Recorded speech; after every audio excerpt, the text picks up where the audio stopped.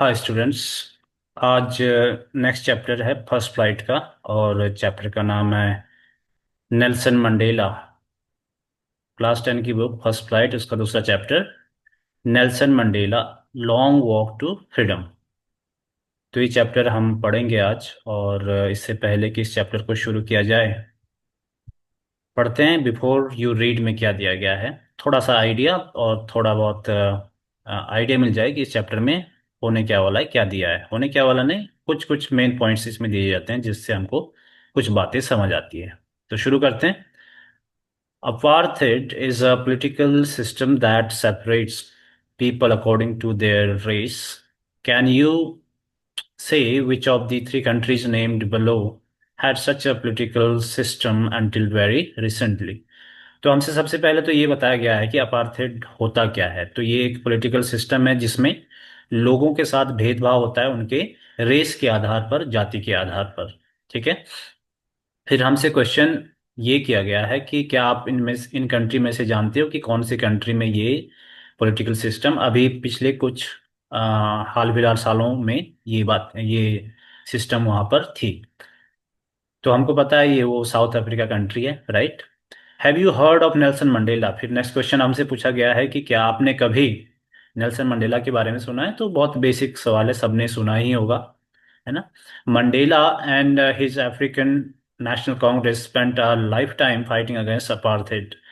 Apartheid के लिए जो नेल्सन मंडेला थे और उनके जो भी साथी लोग थे, और उनकी जो पार्टी थी अफ्रीकन नेशनल कांग्रेस, उन्होंने बहुत लंबा फाइट किया इस अपार्थेड सिस्टम के खिलाफ साउथ अफ्रीका में।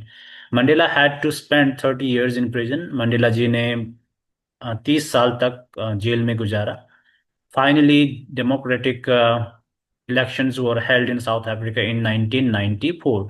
1994 में पहली बार साउथ अफ्रीका में लोकतांत्रिक चुनाव हुआ। And Mandela became the first black president of new nation. और मंडेला जी उसमें पहले ब्लैक जाति से या ब्लैक कलर के लोगों से आने वाले पहले राष्ट्रपति उस देश में बने थे। ठीक है। बाकी ये सब नीचे एक्स्ट्रा इन्फॉर्मेशन है जो हमको आ, दिया गया है ताकि थोड़ी बहुत जानकारी उनके बारे में हो सके। Mandela become south Africa first black president, और नेल्सन मंडेला के बारे में कुछ कुछ चीज़ें यहाँ पर भी बताई है। लेकिन हमारा जो असली चैप्टर यहाँ पे एक्टिविटी दिया है, असली जो मतलब मेन चैप्टर शुरू होता है वो यहाँ से शुरू होता है। ठीक है। तो यहीं से पढ़ना शुरू करते हैं। 10th में डॉन ब्राइट एंड क्लियर। ये जो मई का 10 तारीख था, मई महीने का, वो काफ़ी क्लियर और ब्राइट था। मौसम काफ़ी साफ था। For the past few days, I had been pleasantly besieged by dignitaries and world leaders who were coming to pay their respects before the inauguration. तो मंडेला जी ये लिखते हैं और वो कहते हैं कि पिछले कुछ दिनों से वो जो है बिसीज्ड हुए हैं वर्ल्ड लीडर्स के द्वारा, दुनिया के नेताओं के द्वारा, अलग अलग कंट्री के जो प्रतिष्ठित सम्मानित मान सम्मान योग्य जो नेता है उनके द्वारा वो घिरे हुए हैं। और वो किस लिए आए हैं, वो इस अवसर पर आए हैं कि वहां पर इनोग्रेशन होने जा रहा है, एक नया नया राष्ट्र का उद्घाटन या उसकी शुरुआत होने जा रही है। The inauguration would be the largest gathering ever of international leaders on south African soil. और ये दक्षिण अफ्रीका की धरती में पहली बार इतने बड़े मात्रा में जो वर्ल्ड लीडर्स आए थे, उनके उनकी उपस्थिति में ये पहली बार इतना बड़ा फंक्शन होने जा रहा था, इतना बड़ा समारोह, उद्घाटन या शुरुआत होने जा रहा था। ठीक है। गैदरिंग हो रही थी इतनी बड़ी। The ceremonies took place in the lovely sandstone amphitheatre formed by the union building in Pretoria. Union building के द्वारा बनाई गई एक एम्पी थिएटर थी, यानी कि एक जगह थी वहां पर जहां पर ये सभी लोग इकट्ठे हुए थे उस सेरेमनी में, उस समारोह में। और ये कहाँ पर थी, कौन सी जगह में? प्रिटोरिया में। For decades this had been the seat of white supremacy. दशकों तक ये जो जगह है जो अभी अभी बताइए, प्रिटोरिया यूनियन बिल्डिंग, यहाँ पर गोरे लोगों का शासन रहा। जो गोरे जाति से लोग आते थे उनकी सुप्रीमेसी रही। And now it was the site of a rainbow gathering of different colors and nations for the installation of South Africa's first democratic non-racial government. और ये वो समय अब आ चुका था जहां पर सभी लोग रंग बिरंगे कपड़ों में दिखाई दे रहे थे, रंग बिरंगे कलर्स में वो दिखाई दे रहे थे, है ना, सभी लोग इकट्ठे हुए थे, क्या गोरे क्या काले सभी लोग। और पहली बार साउथ अफ्रीका में इंस्टॉलेशन हो जा रहा था लोकतांत्रिक और नॉन रेशल गवर्नमेंट का, यानी कि जो जाति के आधार पर या रंग के आधार पर भेदभाव नहीं करता, ऐसी सरकार पहली बार स्थापित या इंस्टॉल होने जा रही थी अफ्रीका में। On that lovely autumn day I was accompanied by my daughter Zenani. तो नेल्सन मंडेला बोलते हैं कि उस बहुत ही सुंदर पतझड़ के दिन, और साउथ अफ्रीका का मौसम कुछ अलग रहता है, ठीक है, तो वहाँ पर मई का महीना है लेकिन पतझड़ का मौसम है। वहां पर वो अपनी बेटी जिनानी जिसका नाम है उसके साथ में थे उस दिन। On the podium Mister de Klerk was first sworn in as second deputy president. Podium में सबसे पहले, यानी कि स्टेज में सबसे पहले जो व्यक्ति जाते हैं उनका नाम है मिस्टर डी क्लर्क, और वो सेकंड डिप्यूटी प्रेसिडेंट के रूप में शपथ लेने के लिए जाते हैं। स्वर्ण इन का मतलब होता है शपथ लेना।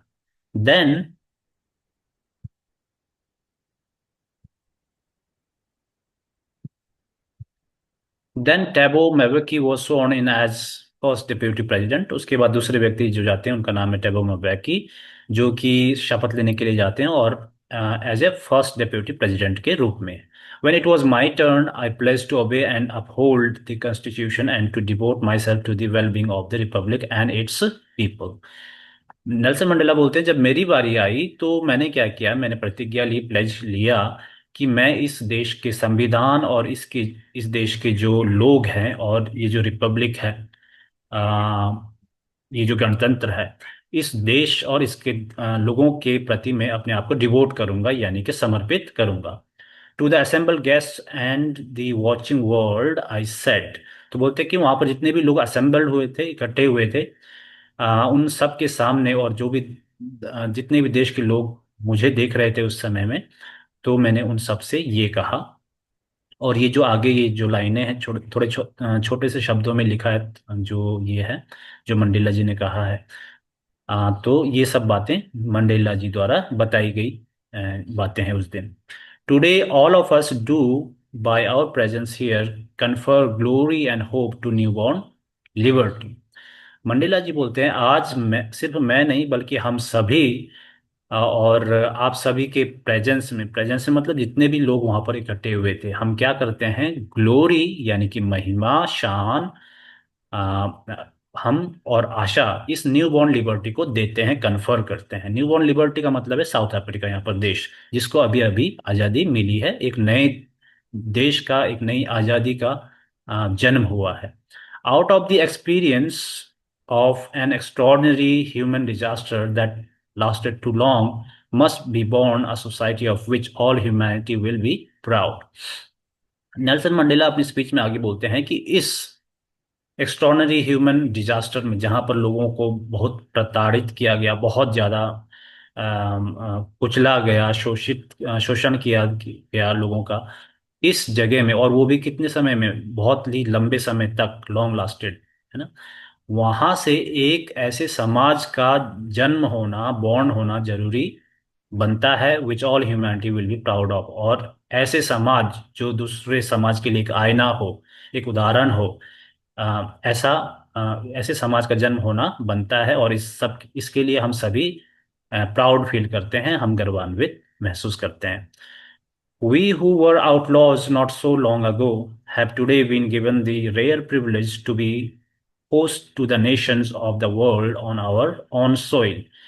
नेल्सन मंडेला आगे मेंशन करते हैं कि हम वो लोग जो अभी कुछ ही समय पहले तक हम क्या थे, हम आउटलॉज थे, हम हमारी कोई मान्यता नहीं थी, हमारा कोई रिस्पेक्ट नहीं था, है ना, हमको कोई मानता नहीं था, जानता नहीं था।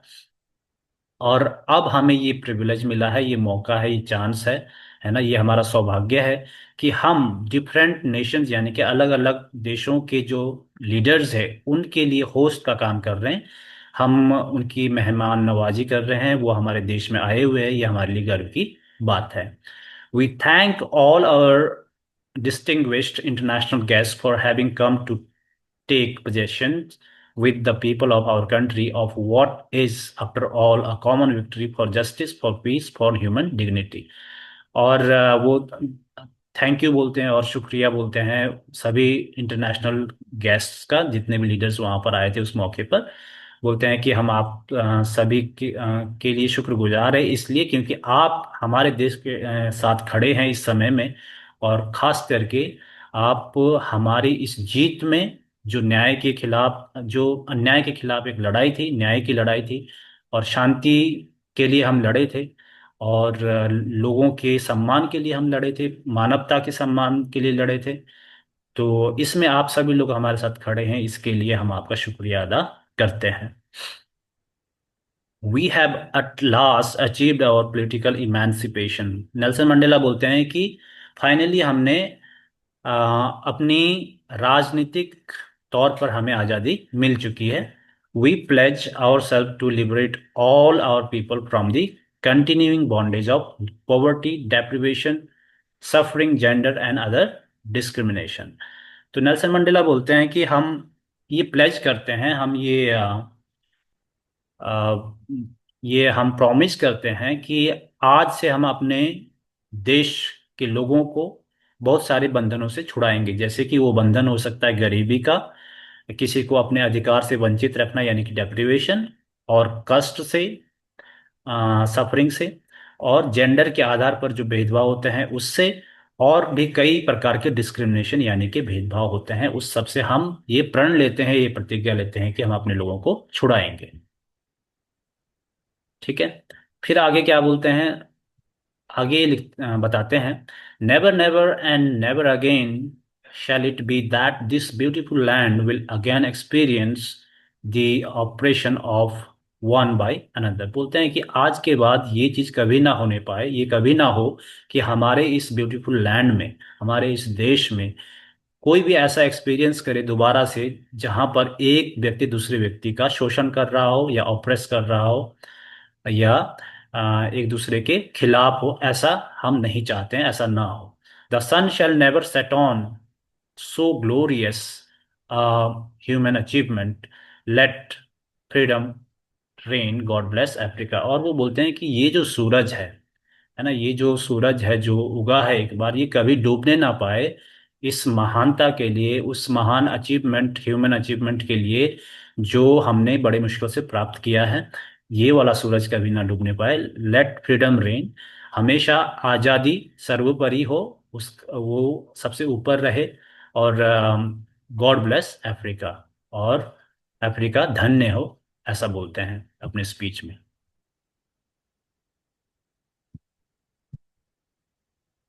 तो ये था नेल्सन मंडेला का स्पीच। अब आगे और पढ़ते हैं। A few moments later, we all lifted our eyes in awe as a spectacular array of South African jets, helicopters, and troop carriers rode in perfect formation over the Union building। बोलते हैं कि कुछ ही समय बाद, कुछ क्षण बाद, हमने अपनी आंखें उठाई और देखा कि एक शानदार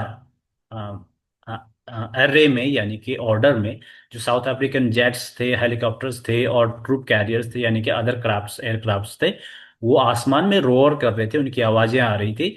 और एक बहुत ही बढ़िया उन्होंने एक फॉर्मेशन वहाँ पर बनाया था, बहुत अच्छे से उन्होंने करतब दिखाया ठीक यूनियन बिल्डिंग के ऊपर।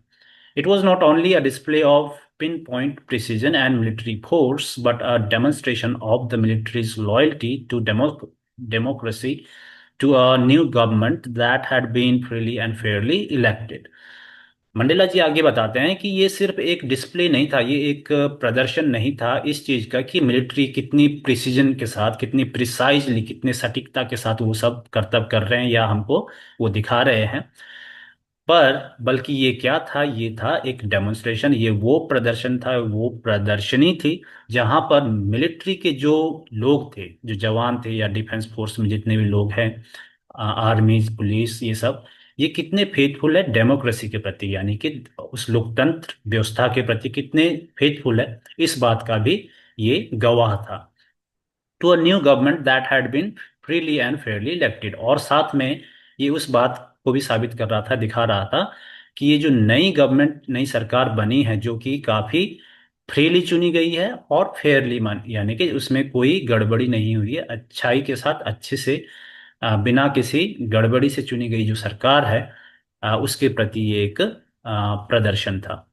Only moments before, the highest generals of the South African Defense Force and police, their chests bedecked with ribbons and medals from days gone by, saluted me and pledged their loyalty. बोलते हैं कि कुछ ही समय पहले मुझे और क्या मैंने और क्या देखा कि ये जो साउथ अफ्रीकन जो डिफेंस फोर्स के जितने भी लोग हैं, पुलिस वाले हैं, आर्मी वाले हैं, उनके हाईएस्ट रैंक के जितने भी अधिकारी हैं, जिनके छाती में क्या है, रिबन्स लगे हैं, मेडल्स से सजे हुए उनकी उनके चेस्ट है, वो मेरे पास आते हैं, मुझे सल्यूट करते हैं और प्रतिज्ञा लेते हैं कि मेरे प्रति वो और राष्ट्र के प्रति वो वफादार रहेंगे, लॉयल रहेंगे। I was not unmindful of the fact that not so many years before they would not have saluted but arrested me. और वो बोलते हैं कि मैं इस बात से बिल्कुल बेखबर नहीं था, ये बात मेरे मन में ऐसा भी नहीं था कि नहीं थी, कि अगर कुछ साल पहले की बात होती, ये लोग मेरे सामने होते तो ये मुझे सैल्यूट नहीं करते बल्कि मुझे अरेस्ट कर लेते। Finally, a chevron of Impala jets left a smoke trail of the black, red, green, blue and gold of the new South African flag. बोलते हैं कि बाद में वो जब प्रदर्शन सब चल रहा था, तो फाइनली क्या होता है, एक शेवरन ऑफ इम्पाला जेट्स यानी कि एक प्रकार की जो एयरक्राफ्ट है, वो एक वी शेप में एक स्मोक छोड़ते हैं, जैसे जहाज के उड़ने से, है ना, कुछ कुछ जो एयरक्राफ्ट होते हैं उनके पीछे धुआं उड़ता है, ट्रेल सी बनती है, लंबी सी ट्रैक या ट्रेल सी बनती है। तो वो जो कलर था वो कैसा था, black, red, green, blue and gold colour का, जो कि साउथ अफ्रीकन झंडे को दिखा रहा था, चिन्हित कर रहा था या उसका प्रतीक था। The day was symbolized for me by the playing of our two national anthems and the vision of white singing Nkosi Sekele Africa and black singing Die Stem, the old anthem of the Republic। तो ये बोलते हैं उस दिन का, जो मैंने अगर मैं उस दिन को देखूं, तो एक बात का प्रतीक था वो दिन मेरे लिए, कि उस दिन दो नेशनल सॉन्ग्स को गाए गए, है ना। और व्हाइट्स ने कौन सा गाया, निकोसी सिकेले अफ्रीका, और ब्लैक्स ने भी एक और नेशनल एंथम गाया जिसका नाम था डाई स्टैम, जो कि ओल्ड एंथम है रिपब्लिक अफ्रीका का। Although that day neither group knew the lyrics of the anthem that they once despised, they would soon know the words by heart। Nelson Mandela आगे mention करते हैं कि दोनों में से कोई भी ग्रुप, यानी कि ब्लैक और वाइट ग्रुप के जो पीपल थे, लोग थे, उनमें से किसी को भी एक दूसरे का जो नेशनल एंथम है उसका मीनिंग समझ नहीं आ रहा था, लेकिन वो जल्दी से उस मीनिंग को भी सीखने वाले थे।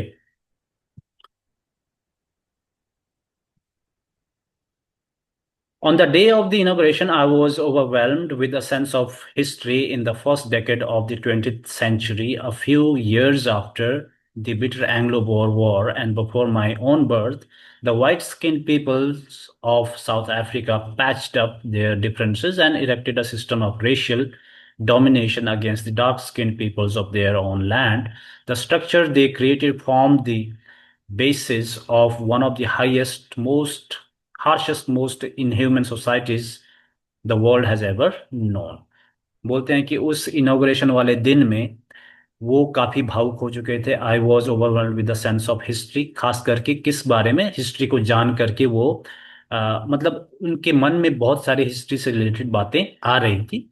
इन the first decade of the 20th century, बोल रहे हैं कि पहले दशक, 20th सेंचुरी का जो पहला दशक था, a few years after a bitter Anglo bore war, ये जो एक बहुत ही अ, बुरा जो एक वॉर चला था, एंग्लो बोर वॉर, उससे कुछ साल बाद, and before my own birth, और बोलते हैं कि मेरे जन्म से कुछ साल पहले क्या हुआ था, the white skin people of south Africa patched up there differences. जो अफ्रीका में गोरे लोग थे, गोरे ग्रुप के जो लोग थे, उन्होंने एक डिफरेंसेस को खड़ा किया, यानी कि उन्होंने भेदभाव का सिस्टम शुरू किया, a system of racial domination against the dark skin people of their own land. और वो सिस्टम ऐसा था जो कि काले लोगों के खिलाफ में ही था, जो कि किसी दूसरे देश के नहीं थे बल्कि अपने ही देश के वो लोग थे।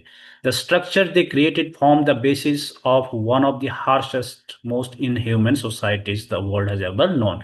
ये जो सिस्टम उन्होंने बनाया ना उस समय, ये काफी हार्शेस्ट मतलब क्रूर, निर्दयी, और सबसे एकदम बेकार, और जिसमें कोई रहम या दया नहीं थी, इनह्यूमन था, है ना। इस प्रकार के सोसाइटी को उन्होंने खड़ा किया, ऐसा सिस्टम बनाया जो कि दुनिया ने शायद ही पहले कभी देखा हो। Now, in the last decade of 20th century and my own eighth decade as a man, that system had been, तो ये बोलते हैं कि अब क्या हुआ है, now in the last decade, कुछ ही पिछले दशक में, जो 20th सेंचुरी का है, and my own eight decade, और उनके भी एट डेकेड में जब से उनका जन्म हुआ है, that system had been ओवरटर्न्ड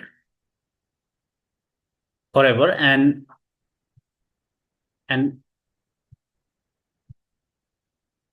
That system had been overturned forever and replaced by one that recognized the rights and freedoms of all peoples, regardless of the color of their skin. तो ये बताते हैं कि अभी कुछ दशक पहले से अब क्या हुआ है, कि वो जो पुराना सिस्टम था, रेशियल सिस्टम, उसको ओवरटर्न किया है, उसको उलट दिया है, उसको उखाड़ के फेंक दिया है, और उसको रिप्लेस किया है दूसरे एक सिस्टम से, जो जहां पर अधिकार के बारे में बात होती है, जो अधिकार को प्राथमिकता देती है लोगों के, और फ्रीडम की बात करती है ना, रिगार्डलेस ऑफ कलर, और वो भी किसी भेदभाव के बिना, चाहे किसी का कलर कुछ भी हो।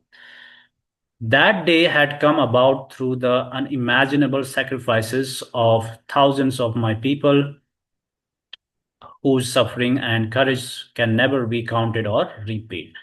और ये जो दिन आया है, ये जो फ्रीडम वाला दिन उन्होंने एक्सपीरियंस किया है, ये ऐसे सेक्रीफाइस जिसके बारे में इमेजिन भी नहीं कर सकते हैं।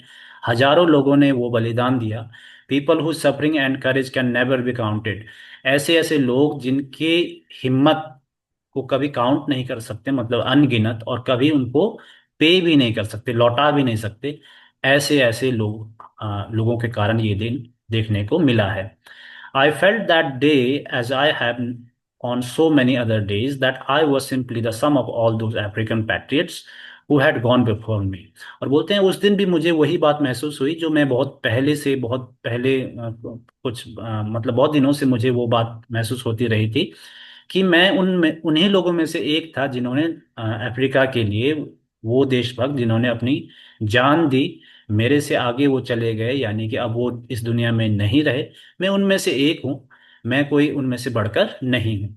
That long and noble line ended and now began again with me.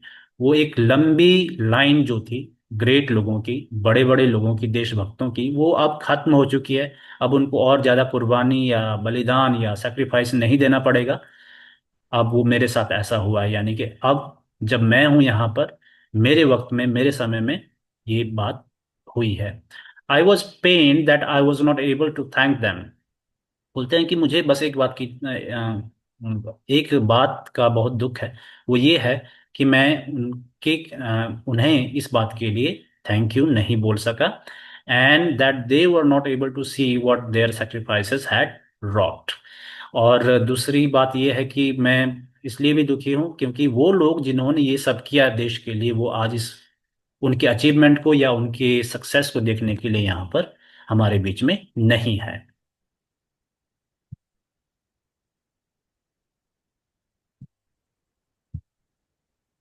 The policy of apartheid created a deep and lasting wound in my country and my people. All of us will spend many years, if not generations, recovering from that profound hurt। बोलते हैं कि ये जो policy था ना, apartheid जो system था, इसने इतना गहरा जख्म, इतने गहरे छाप छोड़े हैं हमारे देश में और हमारे देश के लोगों के बीच में, कि हम सभी बहुत सालों तक इससे जूझेंगे, इस बात को महसूस करेंगे। यदि जनरेशन नहीं तो कुछ वक्त इसके लिए जरूर लगेगा, इसमें से बाहर निकलने के लिए, रिकवर करने के लिए, ये जो जख्म या घाव हमें मिला है।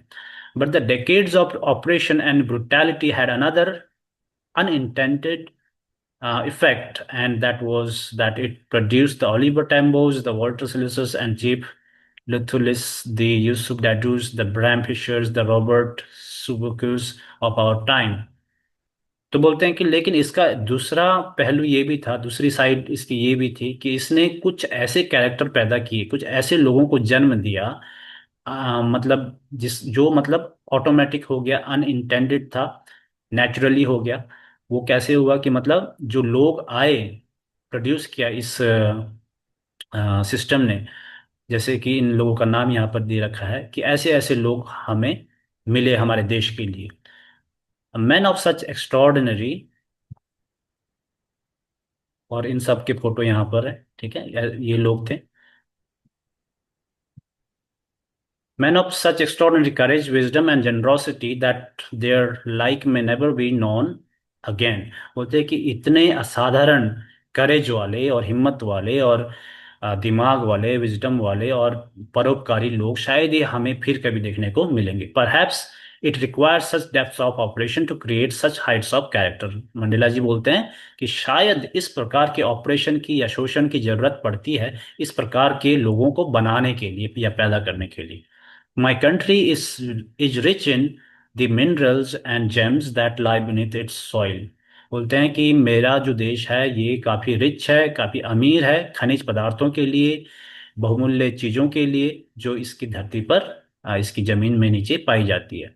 But I have always known that its greatest wealth is its people, finer and truer than the purest diamonds. लेकिन वो बोलते हैं कि मेरे अनुसार वो सब खनिज पदार्थ या चीज़ें बहुमूल्य नहीं है, बल्कि इस देश के लोग हैं जो कि उन उन चीजों से, उन खनिज पदार्थों से या बहुमूल्य चीजों से भी बहुत प्योर है और ट्रूअर और फाइनर है। यहाँ तक कि डायमंड भी उनके सामने कुछ नहीं है, उससे भी प्योर है। It is from these comrades in this struggle that I learn the meaning of courage. बोलते हैं कि मेरे जो ये साथी लोग थे, जितने इन्होंने नाम लिए और बाकी भी कई लोग, इन्होंने, इनके साथ जब मैं संघर्ष कर रहा था, देश के लिए लड़ रहा था, तो मैंने इनसे बहुत सारी बातें सीखी। खास करके करेज की, हिम्मत क्या होता है, ये बात मैंने सीखा। Time and again I have seen man and women risk and give their lives for an idea. मैंने कई बार वैसे तो देखा है महिला और पुरुषों को, उन्होंने एक विचारधारा के लिए अपनी जिंदगी या अपनी जान को देते हुए। I have seen men stand up to attacks and torture without breaking, showing a strength and resilience that defies the imagination। और मैंने उन लोगों को भी देखा है जो बिना टूटे या कभी घबराते नहीं हैं, और ये अपनी हिम्मत को दिखाते हैं, अपनी ताकत को दिखाते हैं, जो कि हम इमेजिन भी नहीं कर सकते हैं। I learn that courage was not the absence of fear but the Triumph over it. मैंने ये भी सीखा कि जो करेज होता है वो ये नहीं है कि किसी के अंदर डर नहीं है, बल्कि उस डर के होते हुए जीतना, वही करेज है मेरे अनुसार। The brave man is not he who does not feel afraid but he who conquers that fear. Nelson Mandela बोलते हैं कि बहादुर व्यक्ति वो नहीं है जिसको डर नहीं होता है, जो डरता नहीं है, बल्कि वो व्यक्ति होता है जो डरते हुए भी वहां पर जीत हासिल करता है या जीत जाता है।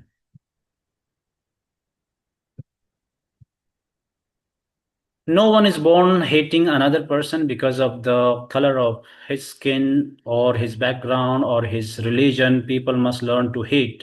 And if they can learn to hate, they can be taught to love, for love comes more naturally to the human heart than its opposite। Nelson Mandela मानते हैं कि देखो, कोई भी व्यक्ति गर्व से या जन्म से नफरत करने वाला व्यक्ति नहीं होता है।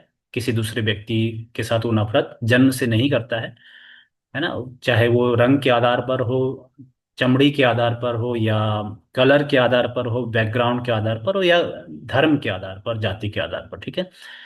People must learn to hate. Nelson बोलते हैं कि लोगों को हेट करना सीखना पड़ता है। And if they can learn to hate, और यदि वो सीखते हैं कि नफरत कैसे किया जाता है, they can be taught to love. इसका मतलब ये है कि उन्हें प्रेम करना भी सिखाया जा सकता है। और love comes more naturally to human heart. और वो बोलते हैं कि लव, देखो, वो तो नेचुरल चीज है, वो ऑटोमेटिक आ जाती है, लेकिन हेट ऐसा नहीं है, हेट को सीखना पड़ता है ना। देन इट्स ऑपोजिट का मतलब यहाँ पर हेट है। Even in the grimmest time in prison, when my comrades and I were pushed to our limits, I would see a glimmer of humanity in one of the guards, perhaps just for a second, but it was enough to reassure me and keep me going। बोलते हैं कि उस घड़ी में, उस समय में, जब बहुत ही ग्रिम था, बहुत ही डार्क समय में, बहुत ही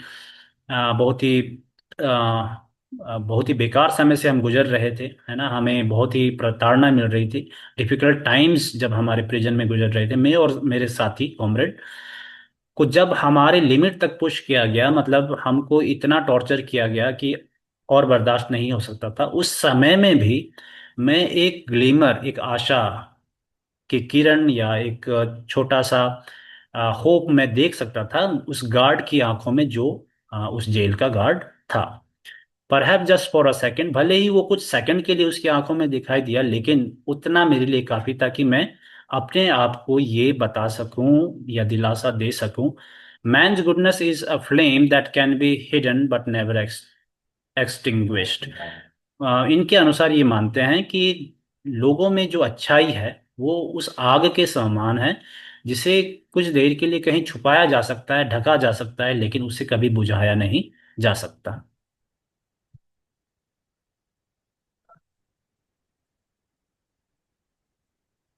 In life, every man has twin obligations to his family, to his parents, to his wife and children, and he has an obligation to his people, his community, his country. तो Nelson Mandela बोलते हैं कि एक व्यक्ति के जीवन में दो कर्तव्य होते हैं, है ना, दो कैटेगरी इन्होंने बनाया है।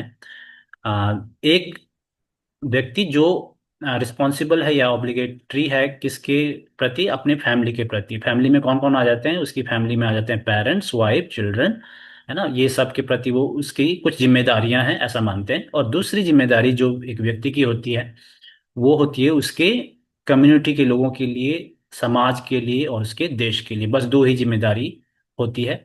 In a civil and human society, each man is able to fulfill those obligations according to his own inclination and abilities।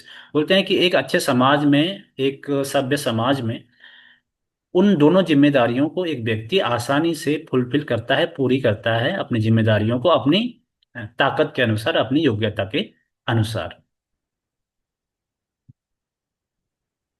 But in a country like South Africa, it was almost impossible for a man of my birth and color to fulfill both of those obligations। बोलते हैं लेकिन south Africa जैसे देश, जो कि मेरा देश है, वहां पर मुझ जैसे लोगों के लिए, मेरे जैसे लोगों के लिए जो खास करके ब्लैक कलर से आते हो, और मेरे बैकग्राउंड वाले लोगों के लिए इन दोनों जिम्मेदारियों को पूरा करना काफी मुश्किल था। In South Africa, a man of color who attempted to live as a human being was punished and isolated।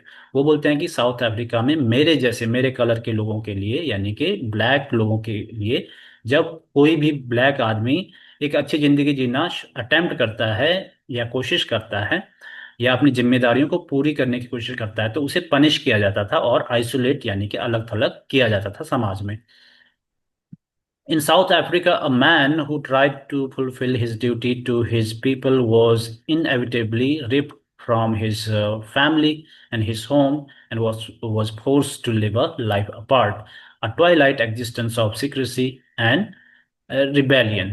बोलते हैं कि अफ्रीका में क्या होता था मेरे जैसे लोगों के लिए, मेरे कलर वाले लोगों के लिए, कि जब भी कोई व्यक्ति अपनी ड्यूटी को पूरा करने की कोशिश करे तो उसे उसकी फैमिली से अलग किया जाता था, उसके घर से अलग किया जाता था, और विवश कर दिया जाता था उसे एक अलग जिंदगी जीने के लिए, और उसको फैमिली से अलग थलग समाज से किया जाता था। A twilight existence of secrecy and rebellion, और उसे एक ऐसी जिंदगी जीने पर मजबूर किया जाता था जो कि एक विद्रोह की जिंदगी हो, और जिसमें जिसमें रिबेलियन हो, है ना, और एक सीक्रेट जिंदगी जीने के लिए, अपनी एग्जिस्टेंस के लिए वो लड़ाई करने वाली ऐसी जिंदगी, मतलब इस प्रकार की जिंदगी जीने के लिए उसे मजबूर किया जाता था।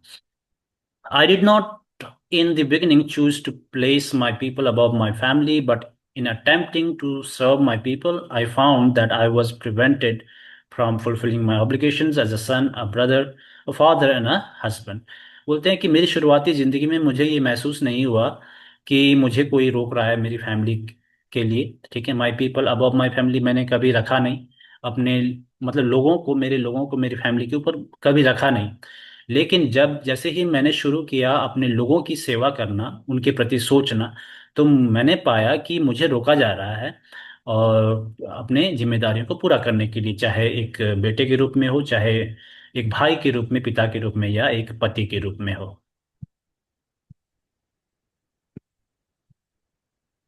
आई was not born with a hunger to be free. बोलते हैं कि मैं ऐसे नहीं जन्मा कि मुझे जन्म से ही फ्रीडम चाहिए थी या मैं फ्री होना चाहता था, आज़ादी चाहिए थी, ऐसी कोई भूख मेरे में नहीं थी। I was born free. मुझे लगता था कि मैं आज़ाद पैदा हुआ था, free in every way that I could know. हर एक रूप से मैं फ्री था, मुझे ऐसा लगता था। Free to run in the fields near my mother's hut, free to swim in the clear stream that ran through my village, free to roast maize under the stars and ride the broad backs of slow moving bulls. As long as I obeyed my father and abided by the customs of my tribe, I was not troubled by the laws of man or God. बोलते हैं कि मेरे अनुसार मैं free था। मैं खेतों में दौड़ सकता था, अपनी माँ के हट के पास जा सकता था, जो माँ की कुटिया थी वहाँ जा सकता था। मैं स्विम कर सकता था, नज़दीक की नदी में जा कर के मैं गांव में दौड़ सकता था। मैं फ्रीली मिलीज को रोस्ट करके खा सकता था खुले आसमान के नीचे। And ride the broad backs, और मैं बैलों पर बैठ करके इधर उधर जा सकता था। एज लॉन्ग एज, जब तक मैं अपने पापा की आज्ञा को मानता रहा और अपने जो ट्राइब है, अपनी जो जाति है, उसके रिवाज को मानता रहा, तब तक मेरे लिए कोई प्रॉब्लम नहीं थी।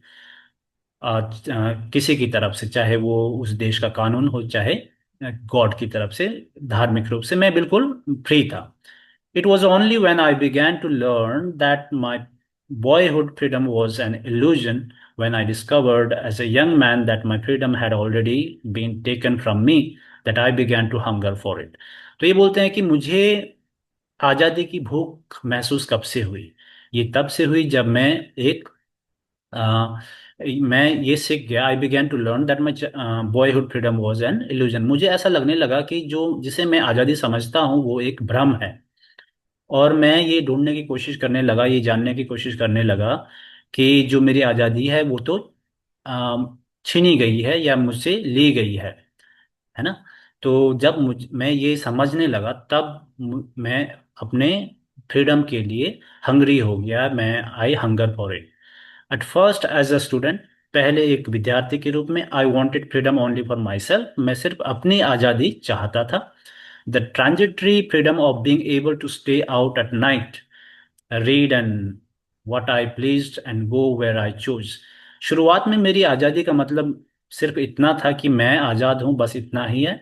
मैं पढ़ सकूँ, है ना, और जो मैं चाहता हूँ वो मैं कर सकूँ, बस यही था।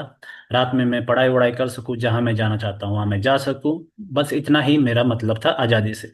Letter as a young man in Johannesburg, I yearned for the basic and honourable freedoms of achieving my potential, of earning my keep, of marrying and having a family, the freedom not to be obstructed in a lawful life। तो बाद में क्या हुआ, जब मैं एक नौजवान था और जोहानसबर्ग में था, तब मुझे इस बात की ये बात महसूस हुई कि मेरी आज़ादी, मैं आज़ाद नहीं हूँ। मेरी जो आज़ादी है वो मुझसे छीनी जा रही है। चाहे वो मैं पैसे कमाने की हो, शादी करने की हो, फैमिली को देख रेख करने की हो, इन सब में रुकावट आ रही है, जो कि एक लॉफुल कंट्री में, एक कानून वाले देश में ऐसा नहीं होना चाहिए।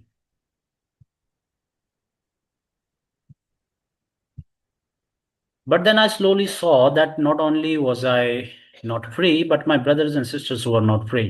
लेकिन तभी मुझे महसूस हुआ, मैंने ये जाना कि सिर्फ मैं ही फ्री नहीं था, बल्कि मेरे भाई और मेरे बहन लोग जो मेरी कम्युनिटी से आते थे, मेरे बैकग्राउंड से आते थे, वो भी फ्री नहीं थे। I saw that it was not just my freedom that was curtailed, but the freedom of everyone who look like I did. बोलते हैं कि मैंने ये देखा, ये पाया कि सिर्फ मेरी आज़ादी नहीं, बल्कि वो लोग भी आज़ाद नहीं थे, उनकी भी आज़ादी कर्टेल की गई थी, सीमित कर दी गई थी। जो मेरी तरह दिखने वाले लोग थे, मेरे वो भाई बहन जो मेरी कम्युनिटी से आते थे और मेरी तरह दिखते थे। That is when I joined the African national Congress, and that is when the hunger for my own freedom became the greater hunger for the freedom of my people. आगे होगा, ठीक है। देखते हैं क्या लिखा है। हाँ, फ्रीडम ऑफ माई पीपल। तो ये बोलते हैं कि तब मैंने क्या किया, अफ्रीकन नेशनल कांग्रेस को ज्वाइन किया, और मेरी ये जो भूख थी अपने लिए, अपनी आज़ादी के लिए, अब ये बढ़ करके एक्सटेंड होकर के मेरे लोगों के प्रति भी होने लगा।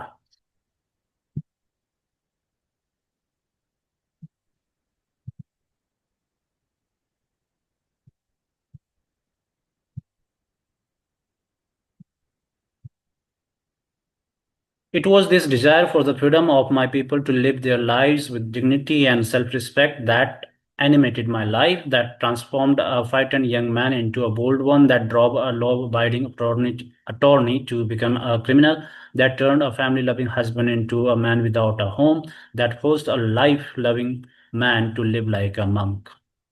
तो बोलते हैं ये वो इच्छा थी, ये वो डिजायर थी जिसने एक व्यक्ति को बहुत ही चेंज किया। और मेरे लोगों के प्रति जब मैंने मेरे मन में ये इच्छा आई कि मैं अपने लोगों के लिए, उनकी आज़ादी के लिए लड़ूंगा, इसने मेरे अंदर आ, की आत्मा को जगाई, एनिमेट किया मेरे लाइफ को। है ना, मैं काफ़ी इसमें मेरी दिलचस्पी आई और मैं काफ़ी एनिमेटेड हो गया, यानी कि मैं बहुत ही प्रोत्साहित हुआ इस बात को करने के लिए कि मैं अपने लोगों के लिए लड़ूंगा। और इस विचार ने मुझे ट्रांसफॉर्म किया, मुझे चेंज किया। एक ऐसा व्यक्ति जो डरता था, ऐसा यंग मैन जो फ्राइटेंड था या डरता था, मैं साहसी बन गया था। That drop a law avoiding attorney. अब ये जो व्यक्ति कानून के अनुसार, कानून के नीचे रहकर रहने वाला व्यक्ति था, अब वो कानून की नज़र में क्रिमिनल सा बन गया था, क्रिमिनल दिख रहा था। That turn a family loving husband. और ये जो व्यक्ति, जो फैमिली, ये ऐसा व्यक्ति जो अपने फैमिली से प्रेम करता था, अब ये एक होमलेस लाइफ जी रहा था, घर से बाहर कर दिया गया था। That force a life loving man to a live like a monk. अब ऐसा व्यक्ति जिसको अपने जीवन से प्रेम था, अब वो एक साधु की तरह जिंदगी बिताने लगा। I am no more virtuous or self sacrificing than the next man, but I found that I could not even enjoy the poor and limited freedoms I was allowed when I knew my people were not free. मैं कोई virtuous आदमी नहीं हूँ, मैं कोई बड़ा या ज़्यादा दूसरे से अच्छा अपने आप को नहीं मानता हूँ। बेहतर व्यक्ति मैं अपने आप को नहीं मानता हूँ। जो मेरे साथ दूसरा खड़ा है वो भी उतना ही बराबर है, वो भी अच्छा है। But I found that I could not even enjoy. बोलते हैं कि लेकिन मुझे पता चला और मैंने इस बात को महसूस किया कि मुझे थोड़ी बहुत आज़ादी जो मुझे मिलती हुई थी, मैंने उसको एंजॉय नहीं किया जब मैंने ये देखा कि बाकी के जो लोग हैं उनको वो आज़ादी नहीं मिल रही है, वो फ्री नहीं है। Freedom is indivisible. फ्रीडम को जो है बांटा नहीं जा सकता है। The change on any one of my people were the change on all of them. बोलते हैं कि किसी एक भी व्यक्ति को, जो मेरे देश का व्यक्ति था, मेरे कम्युनिटी का व्यक्ति था, यदि किसी एक व्यक्ति पर भी चेन है या बेड़ियां हैं या हथकड़ियां हैं, तो वो मैं मानता हूं कि सभी लोगों पर है। The change on all of my people were the change on me. और सभी व्यक्तियों पर अगर वो बंधुए हैं, उन्हें ऑप्रेस किया जा रहा है, तो इसका मतलब वो चेन, वो हथकड़ी मुझ में भी लगी है, मेरे हाथों में भी है।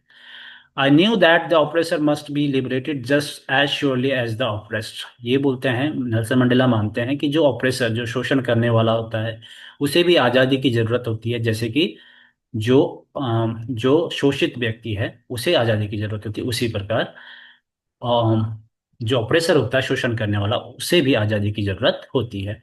A man who takes away another man's freedom is a prisoner of hatred. जो व्यक्ति दूसरों की आज़ादी को छीनता है, वो खुद भी कैदी है उस हेट का, उस नफरत का जो उसके मन में है।